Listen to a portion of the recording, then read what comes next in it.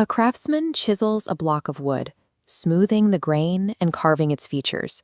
Yet within hours, this wood is placed on a stone altar and wreathed in sacrificial smoke. A handmade object is suddenly treated as a cosmic power. The Apostle Paul addressed this practice by stripping away its mysticism. In his first letter to the Corinthians, he writes that an idol is nothing in the world. For Paul, a physical image holds no inherent power and possesses no consciousness. However, in the same letter, Paul issues a severe warning. He states that what pagans sacrifice, they offer to demons, and he warns his readers that they cannot partake in both the table of the Lord and the table of these spiritual entities. This creates a direct tension. If an idol is merely a block of dead wood, participating in its worship should be meaningless. Yet Paul treats it as a lethal spiritual engagement. The biblical authors resolve this through a co-optative framework.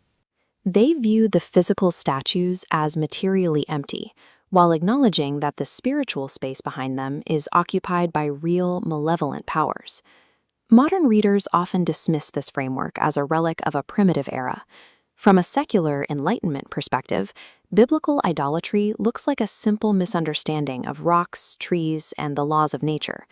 This bias overlooks the sophisticated theology of ancient Near Eastern paganism. These cultures didn't necessarily believe the wood was the god. They believed a complex ritual could anchor a divine presence to a material object. Scripture engages this worldview without adopting it. It refuses to grant rival gods actual divine status, yet it never reduces the spiritual world to a mere metaphor or a psychological construct. When we treat idolatry as a victimless theological error, we lose the biblical perspective of cosmic treason. In this worldview, idolatry is the mechanism that leads humanity into active spiritual bondage. The origin of these gods traces back to the event at the Tower of Babel. Deuteronomy 32 explains that in judgment, Yahweh scattered humanity, fixing their boundaries according to the number of the sons of God. He placed these nations under lesser divine beings, or Elohim, intended to govern the peoples and point them back to the Creator. Instead, these Elohim rebelled. Psalm 82 records Yahweh judging these beings for their corruption and injustice, sentencing them to die like mortals for demanding the worship that belonged only to Him.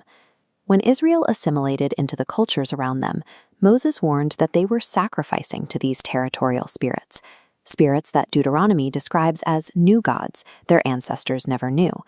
These spirits were known as Shadim. In Mesopotamian religion, a Shadu was a protective, territorial guardian. While they were sought for protection, they were also feared as entities that could destroy the health and welfare of those who neglected them. This worldview identifies the gods of the nations as real, rebellious spiritual powers that successfully hijacked human devotion.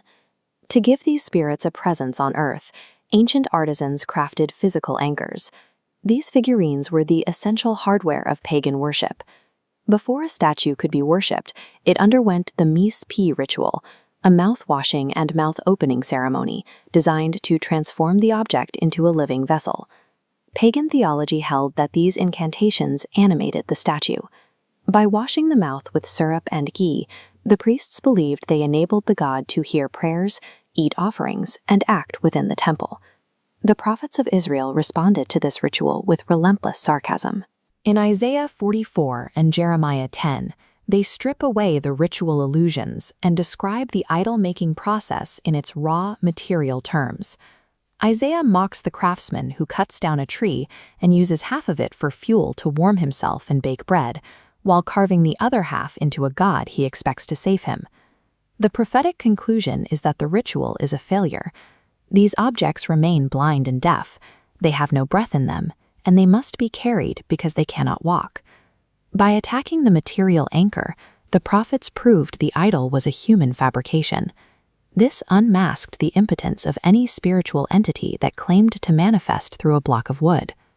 This critique of material nothings is central to Psalm 96:5, which states that all the gods of the peoples are Elohim. Elohim is a linguistic pun on the word for God, El.